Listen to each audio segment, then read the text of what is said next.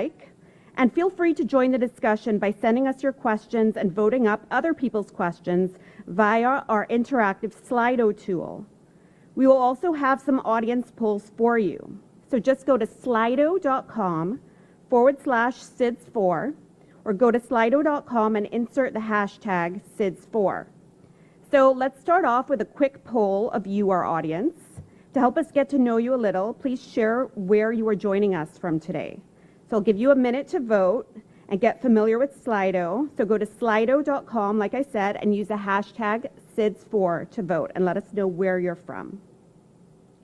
And while you're doing that, I'd just like to make an introduction to our first remarks from Mr. Lee Junhua, UN Undersecretary General for Economic and Social Affairs and the Secretary General of this SIDS4 Conference, who is here to offer welcome remarks and to inspire us before we get started. Welcome, Mr. Lee. The floor is yours.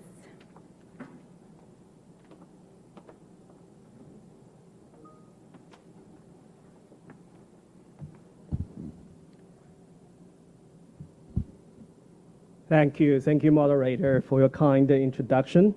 Well, dear colleagues, dear friends, first of all, thank you so much to join this side event initiated or organized by my department, UN Department of the Economic and the Social Affairs. It is my great pleasure to be with you through this side event as the role of Secretary General for the SIDS4 and also as Undersecretary General for Economic and Social Affairs. Well, dear colleagues, for the past 4 years, these global policy dialogues have been an important tool for all of us to stimulate the crucial conversation on how to accelerate the action towards the Sustainable Development Goals. I'm happy to join you for today's discussion so that we can hear your perspectives, how we can move this process through our dialogues, and particularly how we can generate more impetus to the economic prospects for SIDS. We will be hosting a second dialogue on Thursday to discuss the SIDS demographic change. I hope that you could also join us for that discussion as well. Well, dear friends, dear colleagues, as we all know, SIDS face unique economic challenges stemming from geographical isolation, narrow resource bases, vulnerability to external shocks, and exposure to environmental threats exacerbated by climate change. The current volatile international environment that actually is an added burden for SIDS. Despite your rich cultural heritage and natural assets, but many island economies struggle with the high costs for energy, infrastructure, and transportation. They also countered with limited export diversification and reliance on a few key industries, especially the tourism. These structural constraints can make achieving sustained, inclusive economic growth an uphill battle. Overcoming all those challenges through the strategic policy interventions will be critical for building resilient island economies. Voices from SIDS have been loudly and clearly heard on how and we will need the international partnership to increase the financing for the sustainable development, including climate finance. Indeed, financing for SIDS remains well below the levels needed to all SIDS members to achieve the SDGs. UN DESA, my department, is committed to providing detailed analysis and policy insights on these issues. So my team on economic analysis and policy will lead the work and managed by my distinguished colleague Shantanu Mukherjee, who is joining us today. Looking into the next 10 years, we need to craft a smart, context-specific and inclusive social and economic strategies for SIDS. They must be in line with a new Antigua and Barbuda agenda for SIDS, ABAS, which will be adopted by this conference later this week. So I would strongly encourage you to share your perspectives and ask questions to the panelists. And in that sense, we can open the new economic frontiers and build prosperity for islanders. Thank you.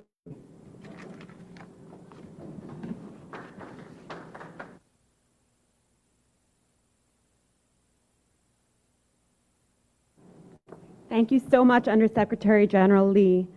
So I have to correct myself. I actually originally said that we were doing a poll on where you were from, but I realized that a different poll went up, which is actually a really interesting poll.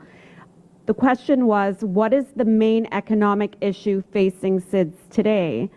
And the answers, potential answers, were climate change, inflation, something else, debt burden, and inadequate infrastructure. And the overwhelming most popular vote went towards climate change, which I would have voted for that as well. We have inflation has gone up a little bit. So climate change at 65%, inflation at 17%, and the percentages are changing as we speak. Something else, debt burden, and then inadequate infrastructure. So very, very interesting. And I encourage you, as Mr. Lee just said, during the panel discussion, please go on Slido, go on SIDS4, hashtag SIDS4, and please let us know your questions, and we will try to answer all of your questions. Now, what I'd like to do is invite our panelists on the stage, and I'd like to introduce them. First, we have Mr. Shantanu Mukherjee, who is a Director, Economic Analysis and Policy Division at UN DESA. We have Mr. Courtney Lindsay, Co-Director of the Resilient and Sustainable Island Initiative and Senior Research Officer at the ODI. And Ms. Arpana Pratap, Director, Blue Economy at Pacific Islands Development Forum. Welcome.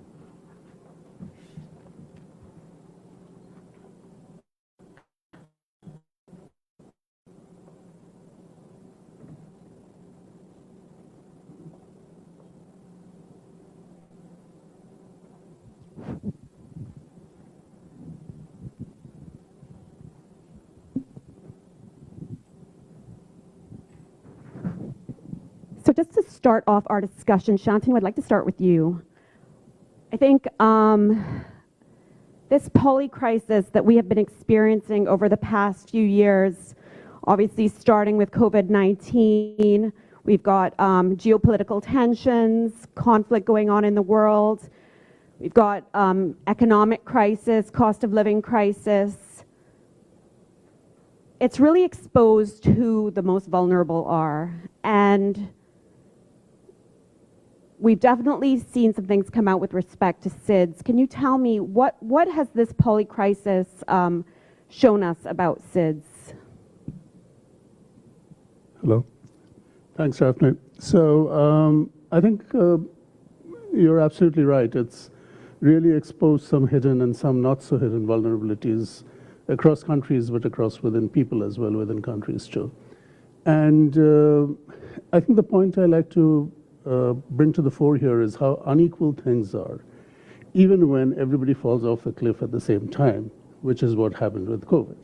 These were global impacts, but evidently the impacts were unequal. So for example, if you look at what was forecast for countries at the end of 2019, so before we knew anything about COVID, where they would have been in the next 3 to 4 years, and you compare that to where they actually were in 2023, it's pretty revealing. So everybody fell off the cliff at the same time, like I said. But for developed countries, back in 2023, when they've climbed back up, the loss relative to where they would have been if nothing had happened was 10%. So they lost something, but it was 10%. For LDCs, least developed countries, it was the tune of 30%. And for SIDS, it was a whopping 40%. So that's 40% short of where they would have been had none of these crises hit. And although this is just like a GDP number, but GDP also means, lost GDP means lost opportunities, lost revenues, lost chances to eradicate poverty, improve livelihoods.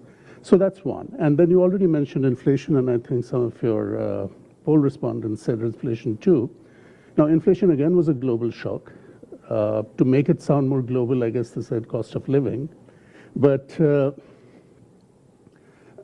in the SIDS, inflation rates were at one point 18% annually, when in developed countries they were 12.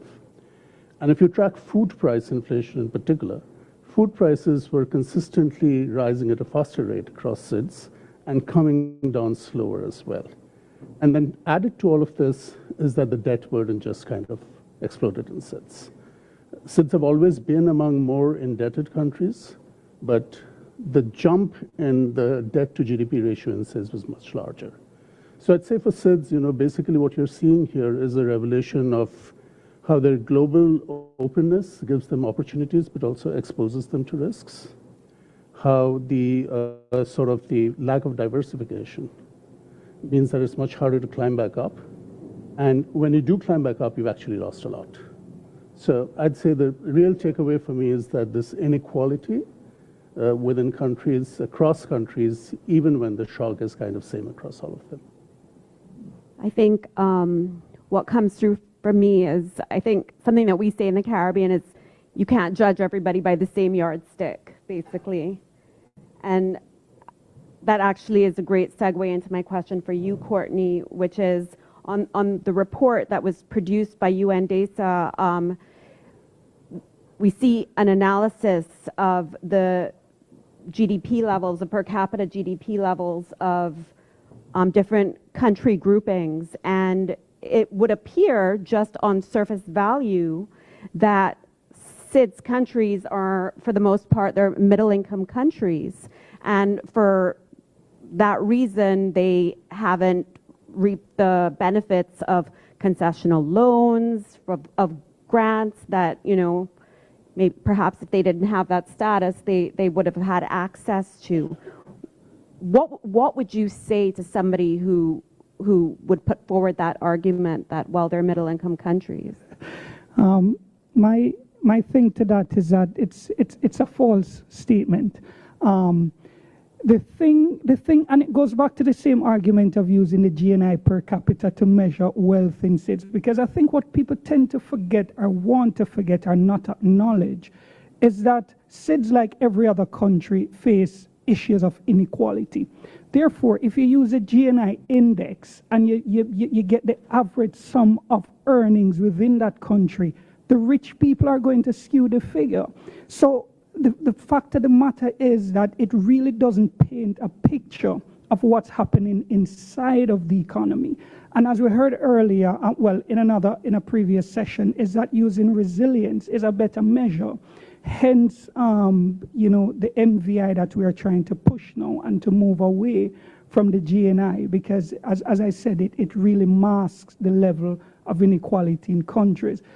What is also not really readily acknowledged, and studies on the MVI also show this, is that structural vulnerability is something you have to look at.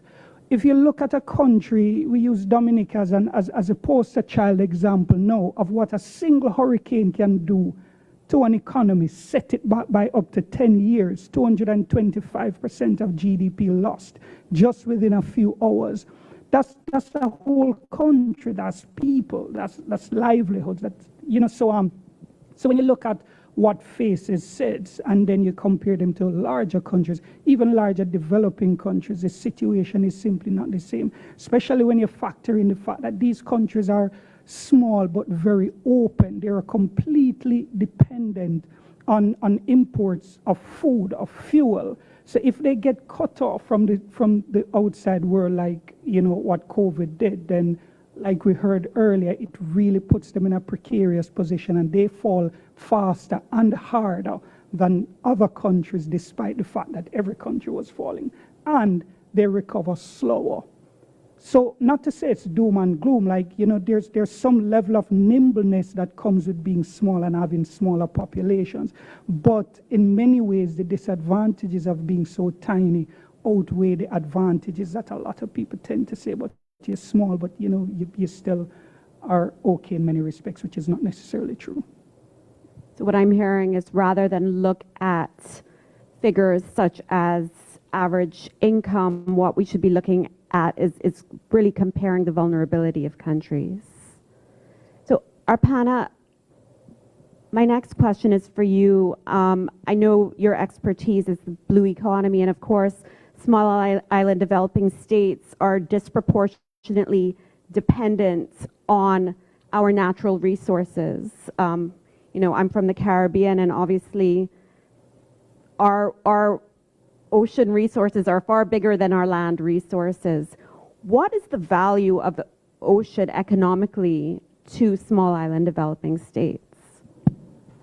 I agree with the phrase that that SIDS, or PSIDS for that matter, are large blue sustainable economies.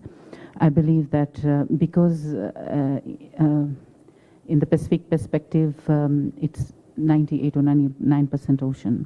So, and the COVID pandemic has been an eye-opener. We have been too dependent on certain sectors like tourism. And when the lockdown happened, we realized that we are stuck economically. So in the Pacific, there's a lot of talk about blue economy, and we are trying to progress it. I think it's about time that we tap into these resources. And for the ocean, for the Pacific Island, for a Pacific Islander is its culture, tradition, and livelihoods, and food security as well. So it is very important to the Pacific SIDS, and I think recently there has been a lot of talk about extracting minerals as well. I have, from the report, I have seen that there are talks about batteries and you know, for electrical vehicles, minerals are needed. And recently, just at the beginning of this year, we had a regional meeting to discuss about deep sea mining and what it means to each of the Pacific Island countries. And for the Pacific, there are three major minerals, principal minerals that are potentially can be extracted. These are the polymetallic nodules, polymetallic sulfides, and ferromanganese crusts. So these are so the ocean is very important. However, like in terms of the deep sea mining, of course, the precautionary principle is applied, and there are a lot of doubts in the Pacific because of the lack of knowledge and lack of governance as well. And fisheries is another sector that is very important to the Pacific as well.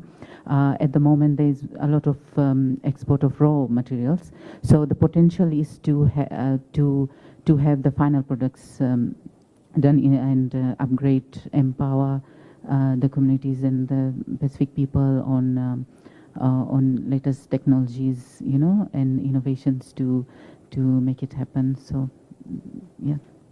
Amazing, and I'm actually learning something new today because I didn't know about these minerals. I want to urge everybody to download the report and give it a read. And I'm just going to give you the name of the report. I don't want to mess it up. So it's World Economic Situation and Prospects 2024. There are two versions of it that I'd like for you to download. There's one that was published in January 2024, and there was a more recent one that was published actually this month, which was an update.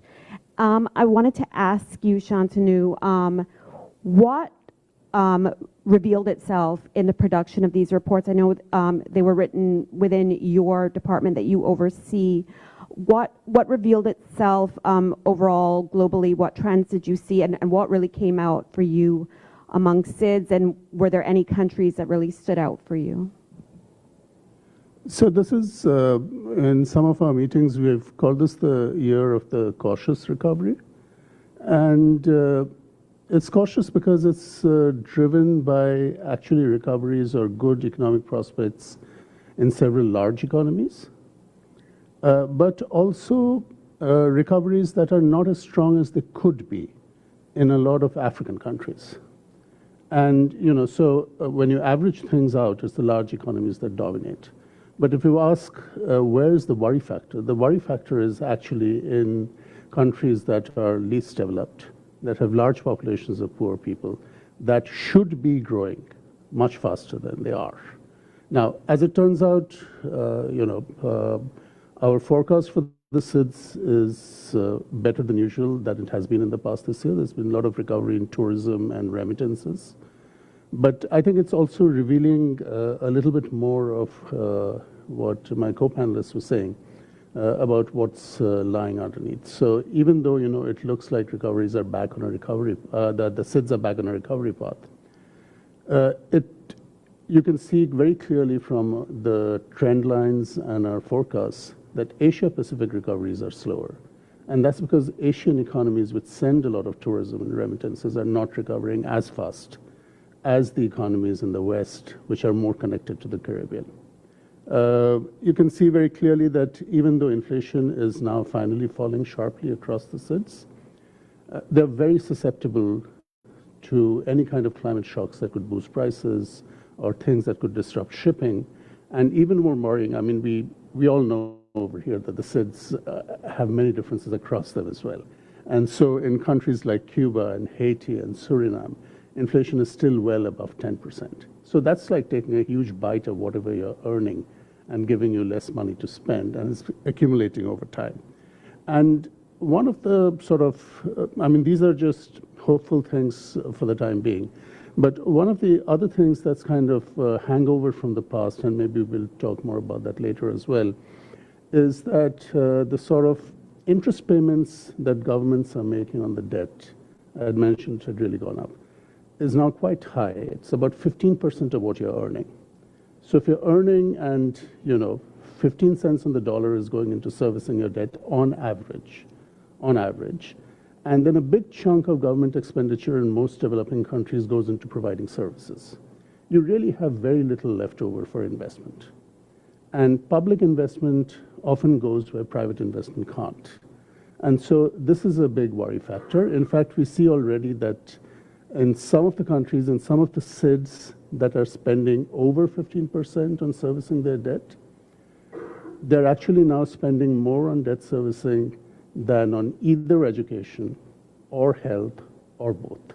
That's in the top 5 debt servicing countries.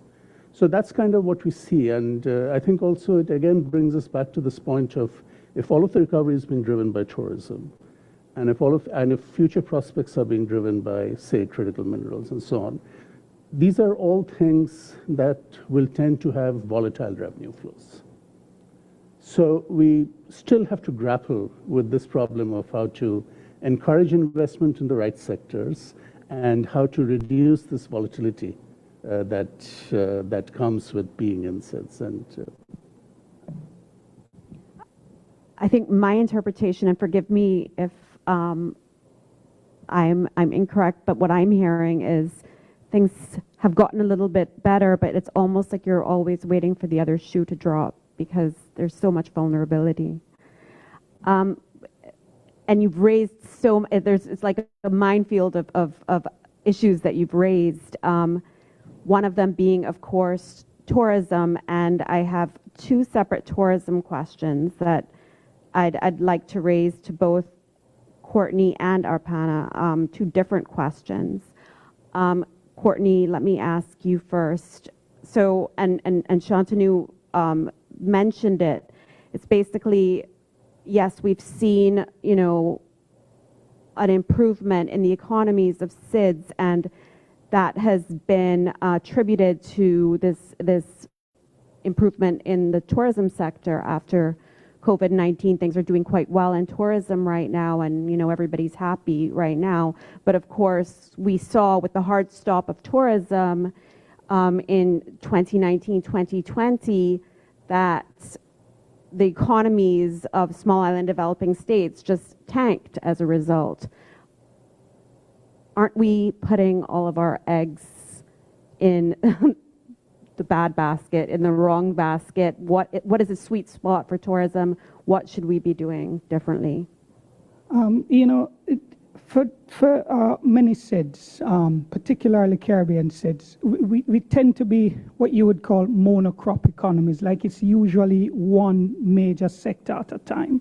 So first it was commodity exports for many, banana, sugar, bauxite in the bigger ones, in the case like Jamaica, Guyana to a slightly lesser extent. And then that fell through with WTO trade agreements. And so in came tourism to replace it.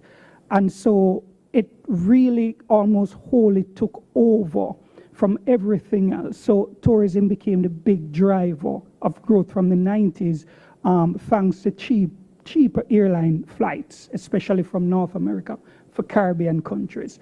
So the dependence really started there. And over the years, efforts have been made by SIDS in order to diversify into other service areas, but we find that the geopolitical situation is not very friendly to SIDS. So offshore financing, we find that rules being made by the OECD to blacklist countries and stuff like that is putting a damper on that as an industry.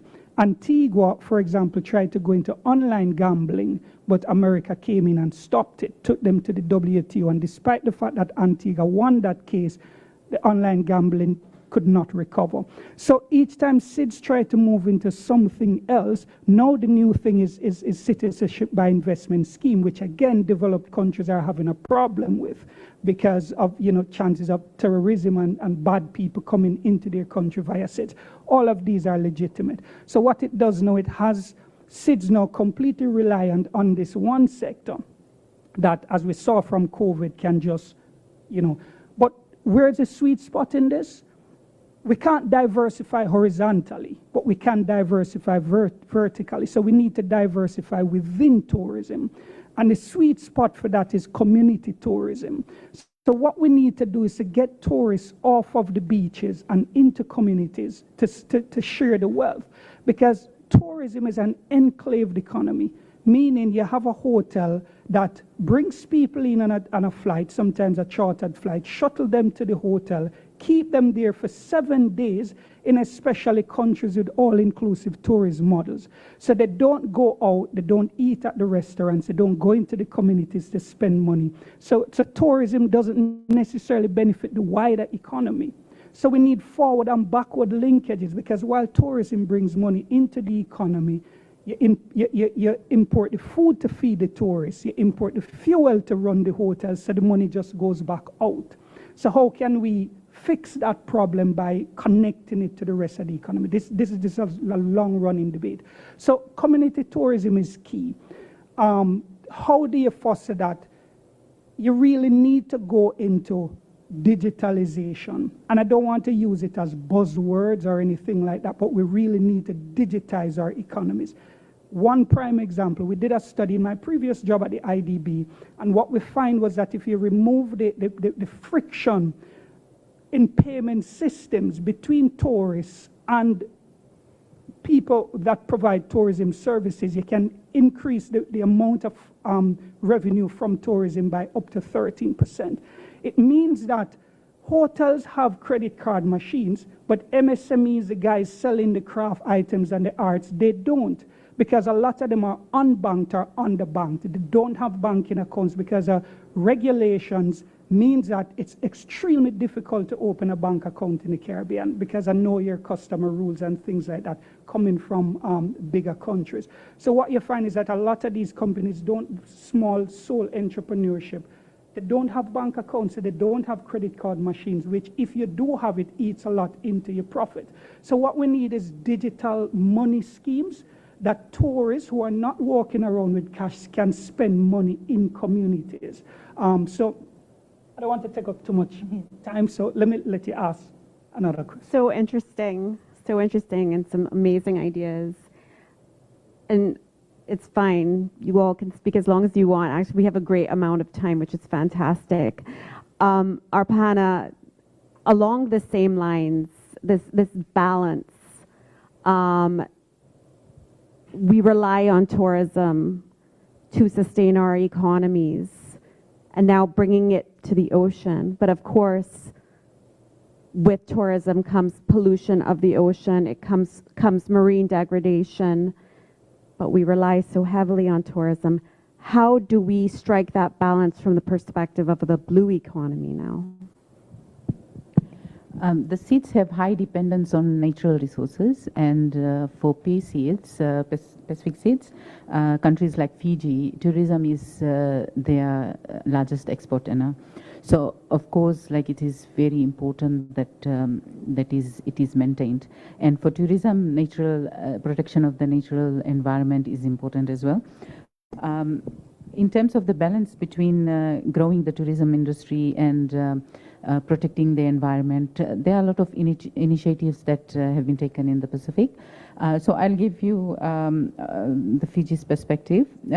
Actually, in the global scale, the Pacific Island countries consume very little amount of energy, which is insignificant when you compare it to the global levels.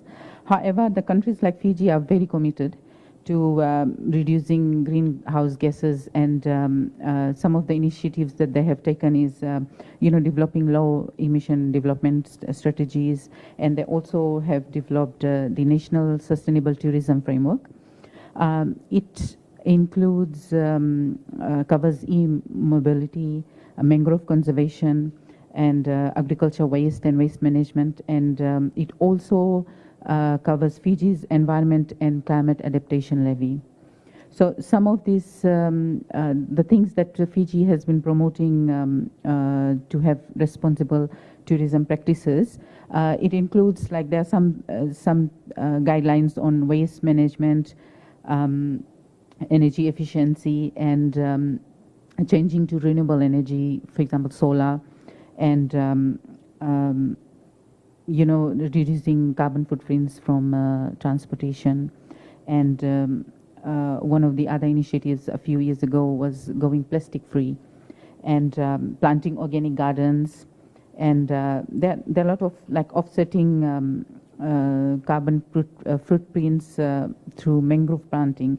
So what they do is, like, it incorporates into their tourism activities. So the tourists take responsibility, and in fact, most of these tourists, they come back after a few years to see how it is growing, the coral reef planting, the mangrove planting. So these are some of the initiatives that have been taken by Fiji and other Pacific Island countries like Tonga, Samoa, to really protect the environment while we are progressing the tourism industry. That's so exciting. Actually, from a terrestrial standpoint, I heard of a really cool program in Jamaica called Farm Up Jamaica, which is agro-tourism, where they work with corporate social responsibility initiatives. I think it's only in the US right now, and they bring departments or companies down to do pineapple farming in Jamaica, which I think is just such a cool idea, and something that I think really makes people enjoy their time and also gives back to the country that you're visiting. So such a awesome idea.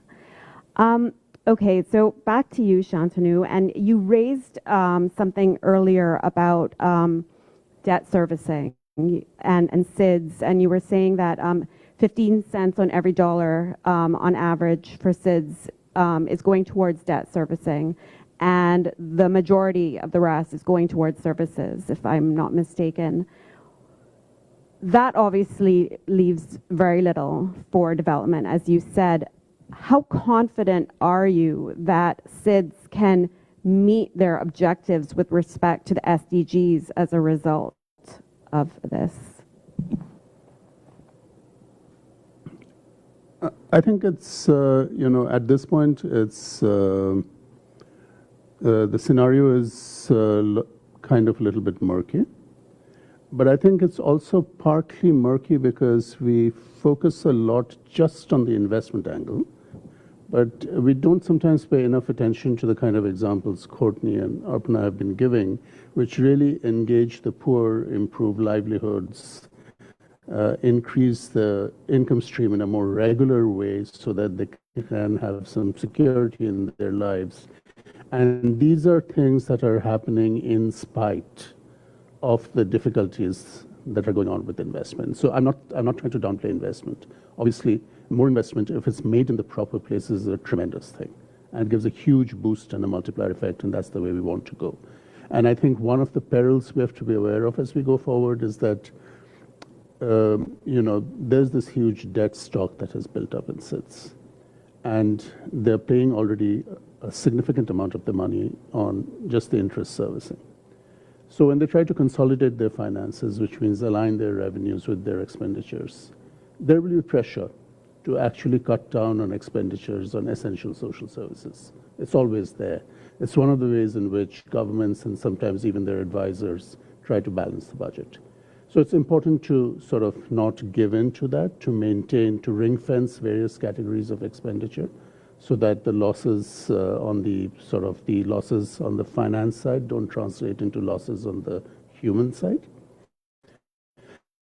And I think it's also important to think, well, I mean, if the private financing, if the public financing is not working, what are some additional ways to crowd the private financing in?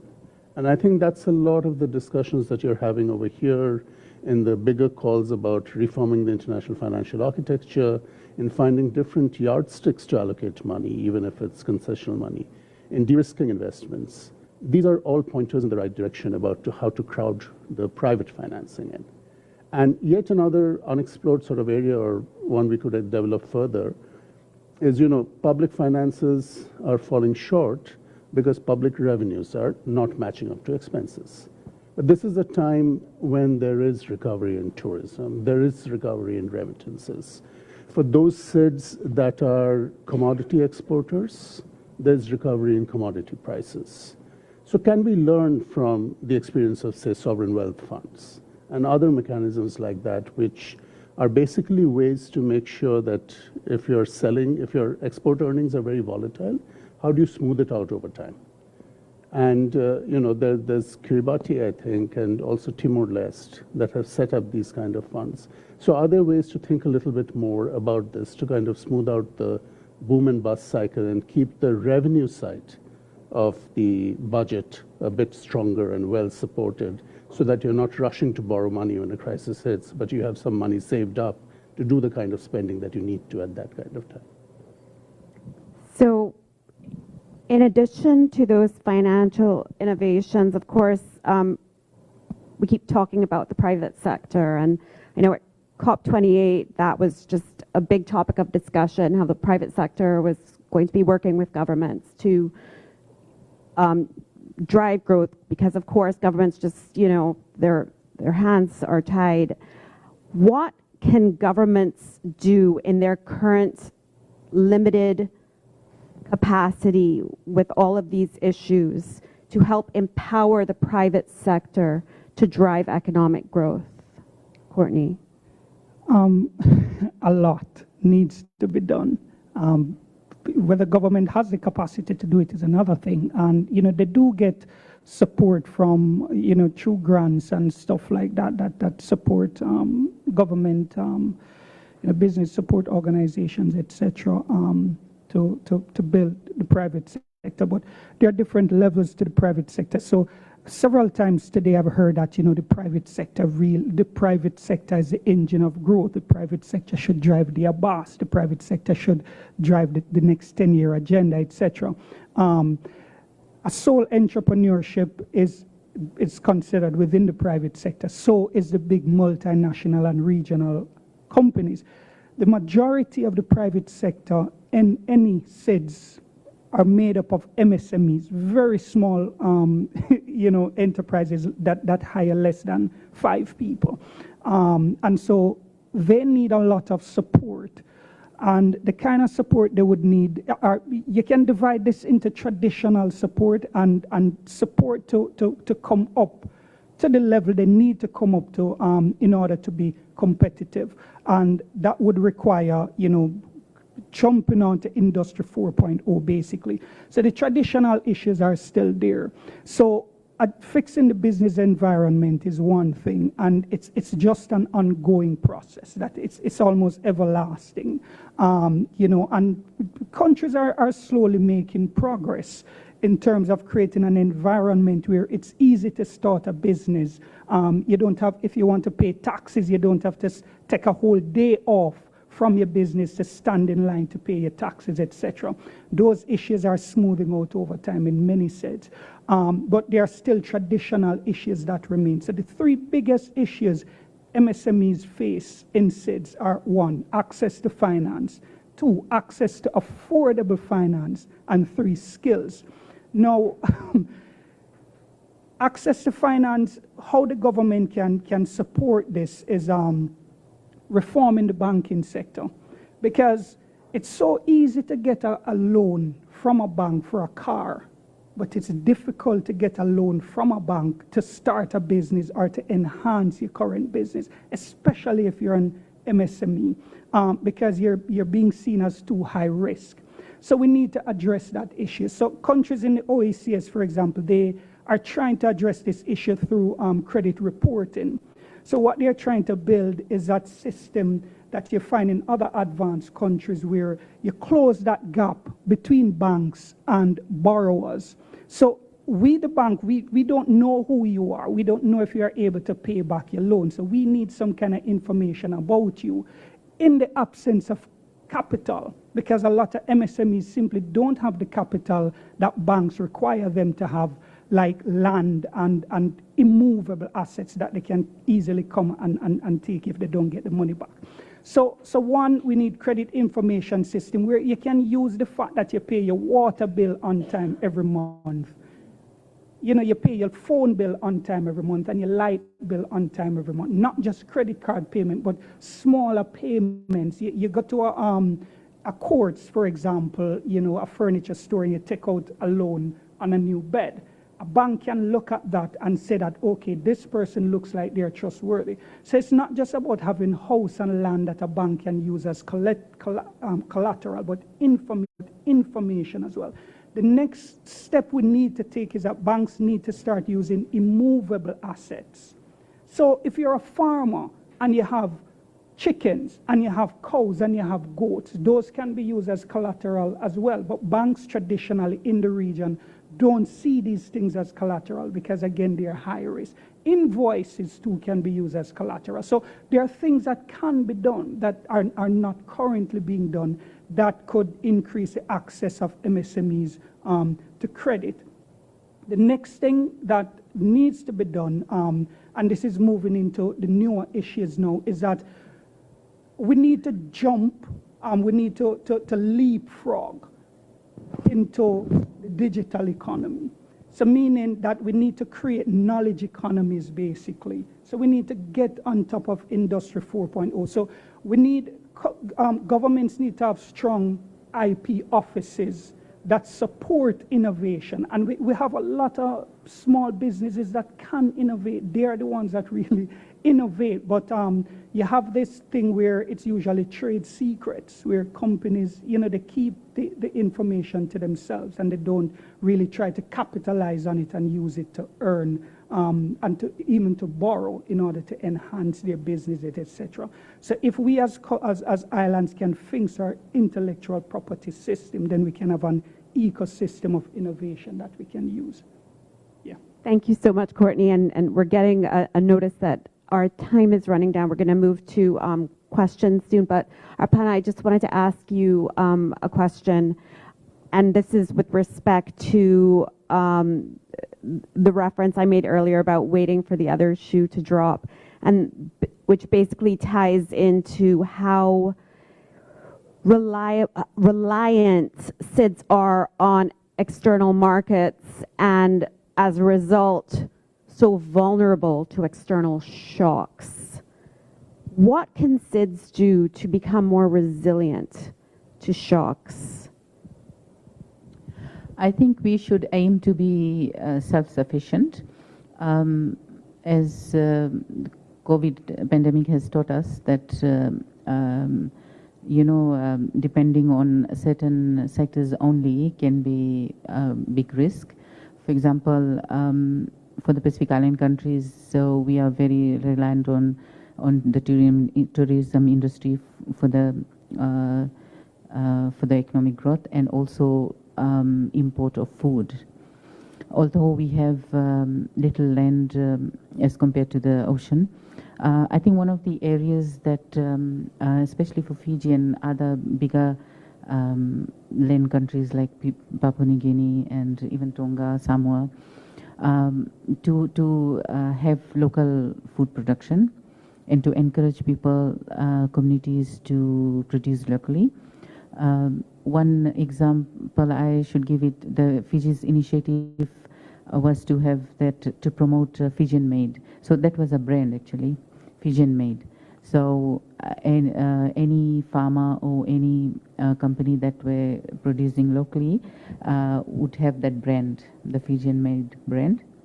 And it was going quite well, and that is one of the initiatives that we could have had to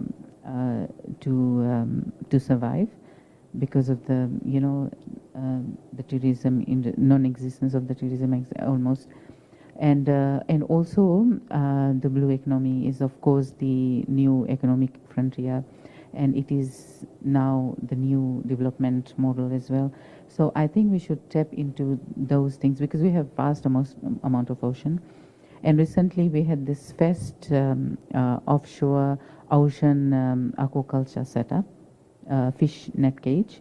So that is, and that was one of the projects, pilot projects of the Pacific Islands Development Forum, to have that as a model to be replicated in other Pacific Island countries and other SIDS for that matter, on how to utilize the ocean. So we are only basing our economic activities on land or near inshores. But there's other potential, like something like that, to explore. So these are some of the things that we have already started exploring, and now Fiji has now defined its own blue economy term, and we have also a steering committee and committees set up to progress this work and to look at areas within the blue economy and how can we can progress it. Of course, there are a lot of challenges. We have limited capacities, limited infrastructure to progress this. However, if we start now, I think in years to come will be good. That's amazing. So amazing to hear about some of the activities you're involved in. And I have my laptop on my lap because I've been waiting to look at the questions that have been coming up on Slido, and Slido has actually been quite active during our discussions. And people have actually been voting up other people's questions. So the very top question on the Slido board is, and I actually think this is for you, Arpana. As half the population and half the potential workforce, what does the blue economy mean for women? Of course, I have been promoting gender-based activities. I think in the Pacific, in the communities that progress, that are involved in the fishery sector, in other areas, they are mostly women, because these women don't go out to work in white-collar jobs. So they actually go out fishing, and it's amazing how much they contribute to their livelihoods, like the household income. And so there are a lot of women who are doing this, except for areas like shipbuilding. We have to encourage more women in these sectors. However, in the fishery sector, in the aquaculture sector, I'll give you an example. We were having a project aquaculture farm in one of the communities, and we were, and the village was always, the men were always present in the meetings, in the training. However, when the women started taking interest, it moved really fast. So now all the women are taking the lead, and it is going very well. They have 7 big ponds, and they're actually looking at the finance side and actually the main work in the ponds as well. So it's amazing how women can adapt to these skills, Wow, it's really empowering. Let's see, the second, just something else moved up to the top of the list. What should be done to foster more creativity and innovation in SIDS? And I leave that question to any one of you to answer. I mean, I can comment on it. Yeah, I was actually getting to that. So we need an ecosystem of innovation which can be fostered by countries, first targeting intellectual property. Once people are not afraid to invent and to create and to put their ideas out there, then you'll have more people coming up with ideas and innovating. And if you can have a system of, for example, of having banks having IP evaluators, people who can look at IP assets and say, okay, you have this idea. I think this idea is worth this amount of money, and this is the amount of money that we can lend you to start a business. Then we'll see more people coming up with ideas and starting businesses with these ideas. So the thing is that SIDS need to become knowledge economies, because we can't keep relying on tourism, and we don't have the land space and the resources to go into industry, to go into manufacturing. So we need to start using our heads. So creating ideas and using those ideas to create new products and services that we can actually, sell and export to earn revenue. And where do we start? We need to protect intellectual property, because that will give people the freedom to create and also to capitalize on the ideas that they have. Amazing. I just want to add that the PIDF is now setting up a center for entrepreneurship and startups. I think it is, I felt that it is a good platform for the youth, especially youths and women, to come on board and learn the skills and have their own small startups. I think there's a lot of skills from India, Indonesia, and countries like China as well, where we can tap into. So this kind of center actually can empower youths and women mostly to have that innovation to start their startups and businesses. Fantastic. I just wanted to add here that, I think when we talk about SIDS or any other country at this point in time, we have to be quite forward-looking as to how the landscape is changing. And one of the ways in which it's changing in SIDS' favor, or it has always been an asset for SIDS, is that they're so well connected to wealthy tourist-sending countries. Not because they can send tourists, but because of the financial networks which are already well established. Now, if these are complemented by the knowledge creation, by the products that you have, SIDS have intimate knowledge of, that will be valued, appreciated, and paid for by these other countries. I think there are now these platforms which encourage these businesses to grow very rapidly to scale. And so the whole notion of scale now, with the internet, with digital marketing, with being able to access markets across the world, that notion of scale has shifted. And so I think there is good potential here to do this. In my own department, for example, we have this little tool called ePink, which is aimed at helping LDC farmers keep track of the latest product requirements in Europe. Because in Europe, they're very concerned about, are you bringing in healthy products? They'll tweak the sanitary standard of some kind of farm product and so on. And it's an amazing success in LDC countries with farmers who produce products now just meant for Europe and use this little tool and an app to keep track of how these rules are changing so that they can modify their production line. And this is in least developed countries. There are some LDCs, there are some SIDS that are LDCs, but very many of them are not. And I think this is just a manifestation of how the scale at which you can produce and be successful is now shifting. It's amazing. So I think we started a little bit late, so I think we have time maybe for one more question, I think. How can SIDS avoid people leaving the islands to find work when there are so few job opportunities at home? Anyone want to answer that? I think human capital is an investment, and it's a mobile investment. I don't know, I think some countries take a slightly long view here, and it varies from country to country. But I'm familiar with India, having grown up in India. And there was a time when all the well-trained Indian engineers and so on were not finding jobs and were leaving. I think what the SIDS are doing now, many of them, in trying to encourage the diaspora to come back, is sort of that investment that you've made is now, it comes back and pays back in terms of bringing new knowledge, new techniques, new connections, new networks. I think that's a good way to recoup some of that investment. And then also, let's keep in mind that a big part of SIDS' revenue stream from the outside world is remittances.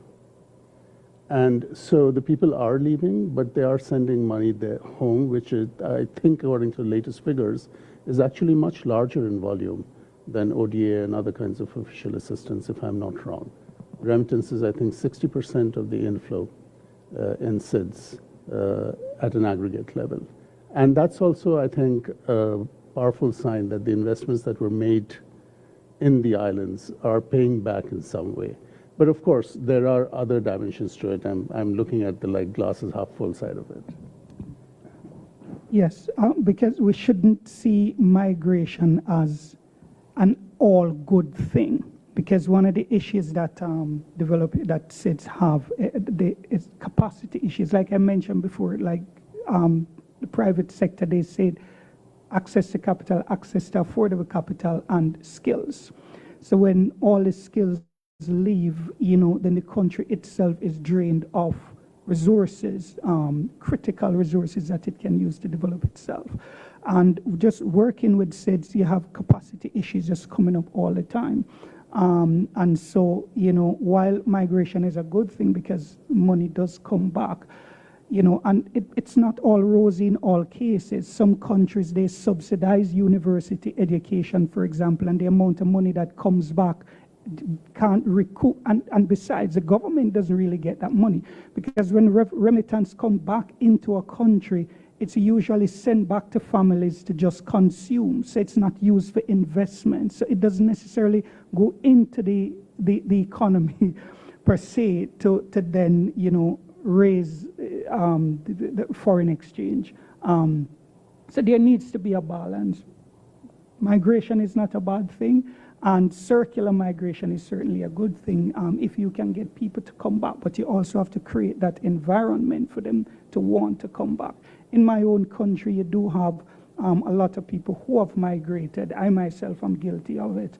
But, many would want to go back, but the crime situation is just simply too horrendous. So people are trying to get out and not necessarily want to get back. So the government, it needs to create that environment as well for people to feel safe and be encouraged so create the pull factors for people to want to come home while eliminating the push factors that are pushing them out.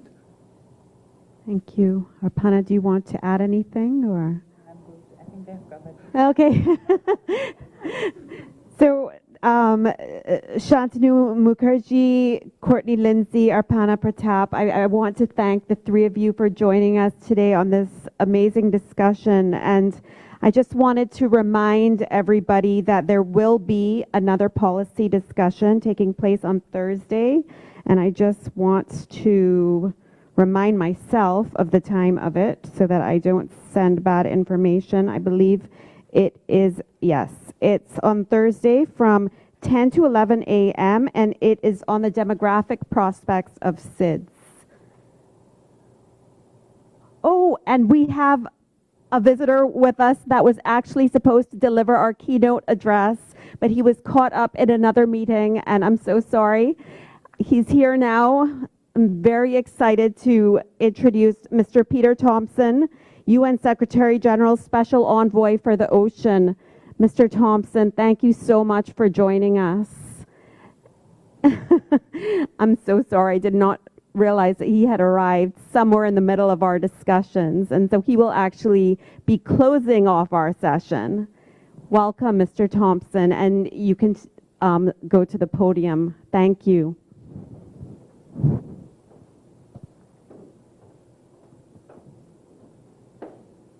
Thank you very much. Thank you, thank you, thank you.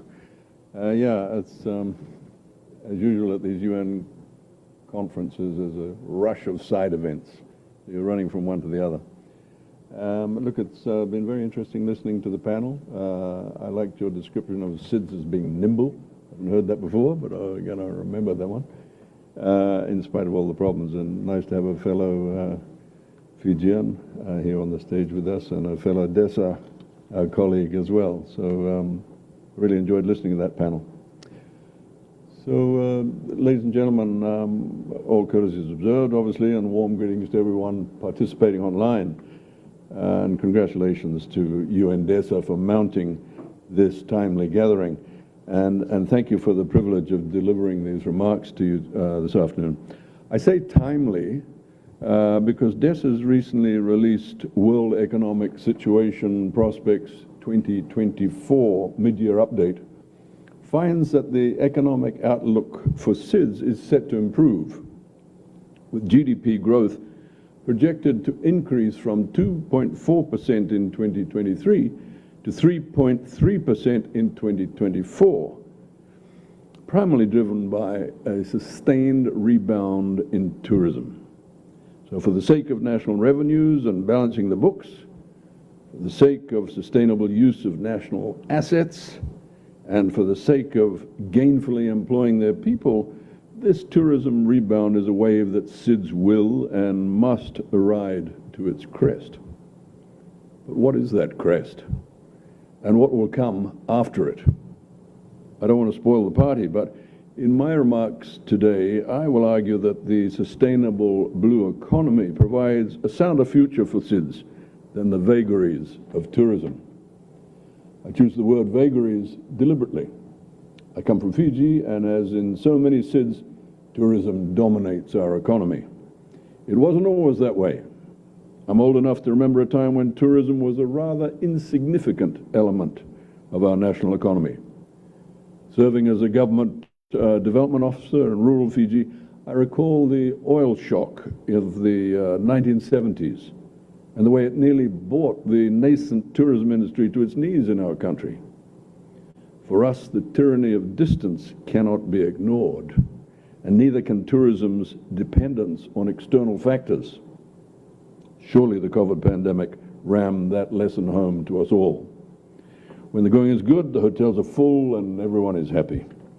And I join in that happiness, especially when I go out into the Asawa Islands back home for a holiday and see for myself the prosperity that comes from the flow of tourism dollars into the villagers' hand. They don't have to go and get jobs in the development poles on the main island. They can stay in their villages and receive income because of tourism.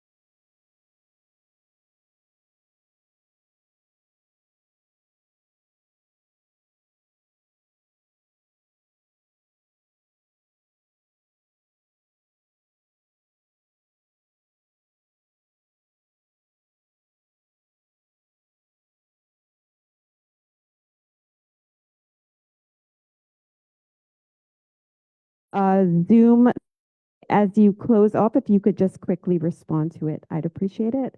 Thank you and have a wonderful evening.